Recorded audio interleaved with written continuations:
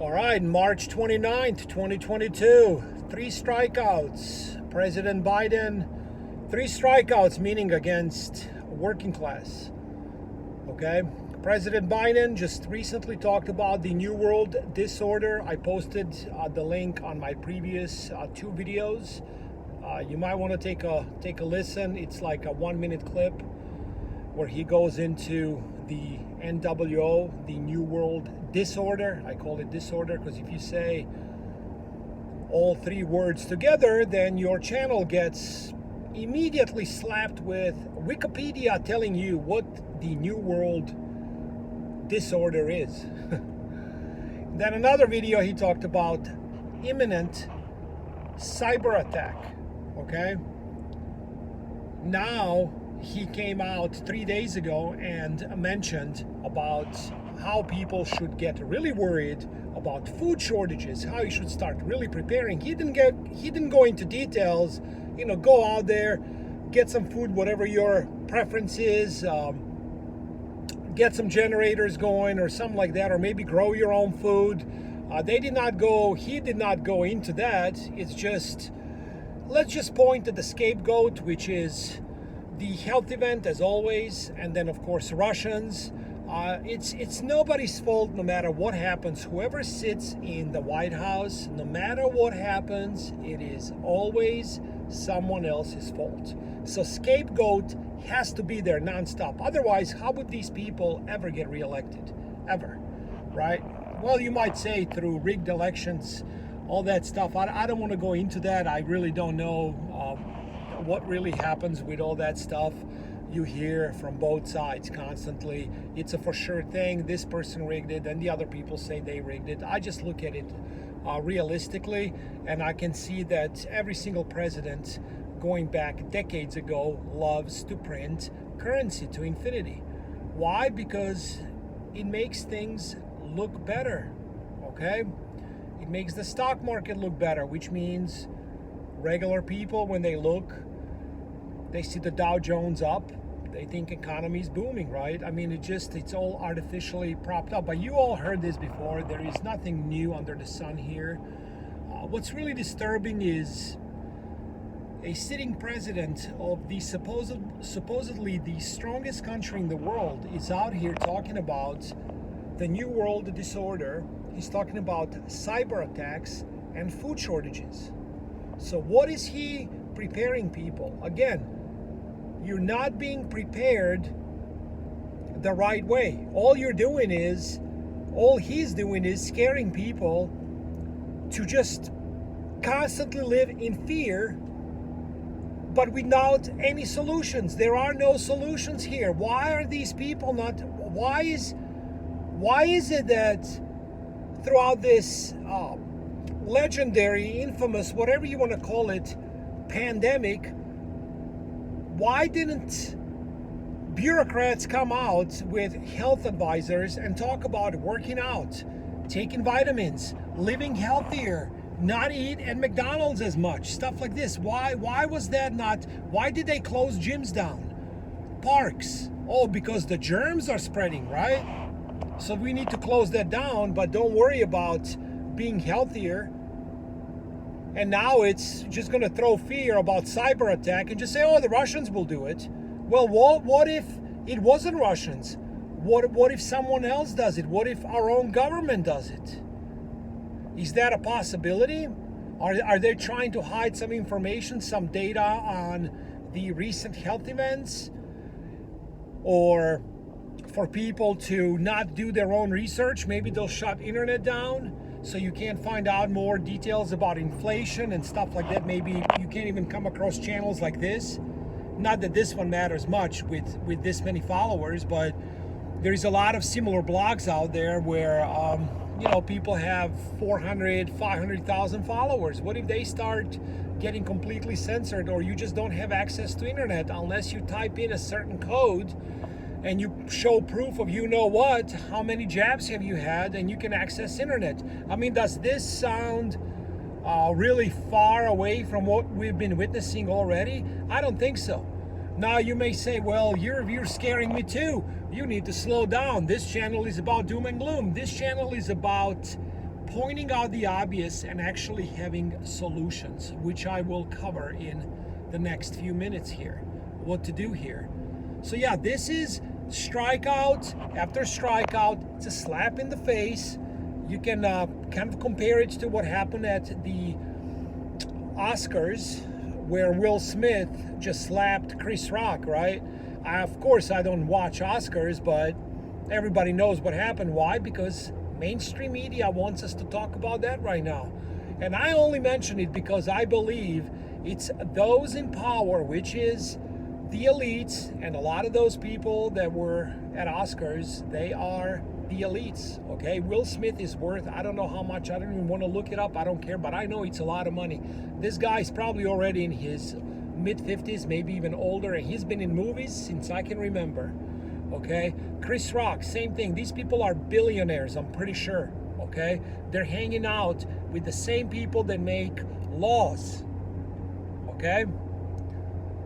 So that slap in the face, you just look at it as they do it to the working class through inflation, and inflation is taxation. I believe we are in commodities supercycle. I believe that commodities sector overall as a whole is going to do better than anything else in this decade. I could be wrong, and that's why I prefer for the ratio in commodities, in precious metals or soft commodities, whatever, like food, etc. You should have the ratio in real things way bigger. For instance, you had, let's say, $10,000 to invest in commodities sector. You use $6,000 or $7,000 in real things, like you actually bought food with, and then the other 20-30%, maybe 40%, whatever your ratio is, possibly 50-50, you use in the commodity stocks. Why? Because this super cycle that we are witnessing right now, it doesn't happen often. It actually rarely ever happens, and when it does, it's usually epic. It's what history shows, and in order to know the future, you need to look into history. So right now, I do like to be positioned in commodities, and I do like real things, hard assets, and make sure you have food stored up. You got generators going in case the grid goes out for a few days, few weeks. Who knows what can happen next? As I said, anything is possible in this wild environment, and that way you can be prepared instead of scared. And when it does happen, it's not easy, but at least you have some solutions. You are not going around like all these zombies will be out in the streets, especially in the cities, and trying to take what's yours. At least you know what's up, you know how to protect it. You're storing up on ammo, you are practicing, you are trying to get mentally sharper overall, physically, and most importantly, spiritually, okay? It's a must. This is not going to be an easy decade at all. It's going to be probably going into 2032 even. Maybe we're looking at possibly 15 years of hard times because they continue to ignore the elephant in the room, which is currency printing, and this could lead to hyperinflation. And then who knows how long it will take to rebound from that mess, okay? So yeah, food is scarce. That's why President Biden is talking about it. But you have to understand that it is not too late to prepare. If anybody needs any meat, beef, I got 100% grass-fed Black Angus, grass-finished beef. Not much though. This is a very small community on this channel, and most stuff I like to keep for myself, for my family. I got a pretty big family, but there is always some meat left. There is no doubt. And sometimes if you contact me, we might just get one of the cows processed, and you might get it delivered pretty quickly. Sometimes you might have to wait for 2 to 6 weeks, depending. These processors, due to shortages of workers, are just it's getting harder and harder to get anything done, to be honest with you, unless you do things yourself, okay? For whatever it is, maybe planting a garden or whatever, right? I encourage everyone to try to be as self-sufficient as possible, okay? But if you don't have land right now, you don't have room for cattle, of course, or anything like that, you want to stack on beef, you let me know, okay? When it comes to this commodities sector, I just want to point this fact to you guys. I think it's important to know that when we had big market sell-offs during inflationary times, commodity sector did not follow immediately.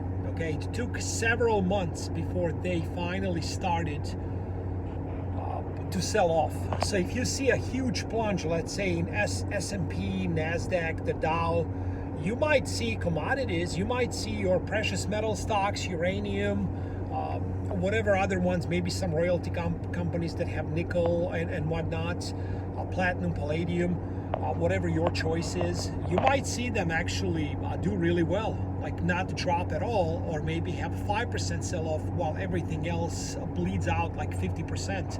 And then nobody else starts buying into tech that quickly because they are worried about inflation for obvious reasons.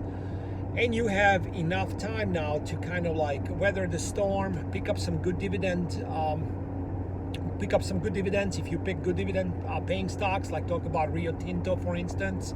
Vale, V-A-L-E, is a really good one too with dividends. Sibanye Stillwater, this one is platinum, palladium, rhodium, I believe. This is a good one too.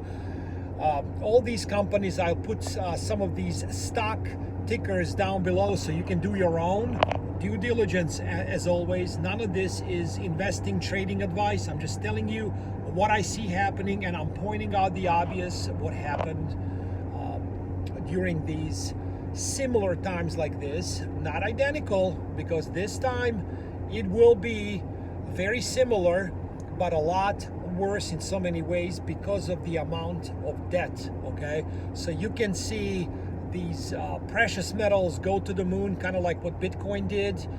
You'll see trading stopped. You won't be able to cash out some of your winnings too, so you got to be aware of that. You got to make sure you got hard, tangible assets in your possession. Have it at Uncle Bob's, in the backyard, whatever. Spread out, not all in one place. Remember, 1 gram of gold, you can stick that 1 gram of gold almost under your eyelid. That's how tiny it is. And 1 gram of gold is usually compared to a barrel of crude oil, okay, price-wise. So you can have maybe 10 of those, or 1, depending what your financial situation is, and those are easy to hide, easy to take with you. Just understand, in times that we enter, you will not be able to order these things. It's just not going to happen. And if you do, you will be paying premiums through the nose, okay, due to shortages, due to panic, okay? And as Rick Rule said, when reversion to a mean does happen, when at least 2% of investors return back to precious metals, the price would at least double. Right now we have 0.5% people that are in precious metals, okay? Before it was 2 to 3%. So even if we go to 2%, that's not double, that's more than that. But if you go into just 1.5%, you're looking at prices of these things doubling, tripling, and I think it will be a lot more, especially when it comes to silver that always lags, and when it takes off, it's insane.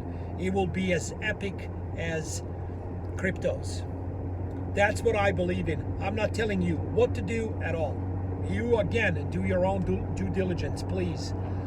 This video took a little longer than I wanted it. I hope you appreciate my time posting these videos. Like them, share them, make some comments. Let me know how you're preparing. Let me know if I'm wrong. Let me know if you think commodities are not going to do well at all. You believe in the tech sector, whatever it is. I like to hear a lot of opinions, and that way I can do my own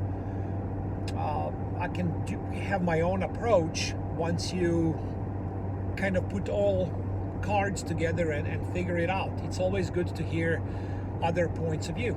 Take care. We will talk soon, and so long from the Freedom Land. Take care.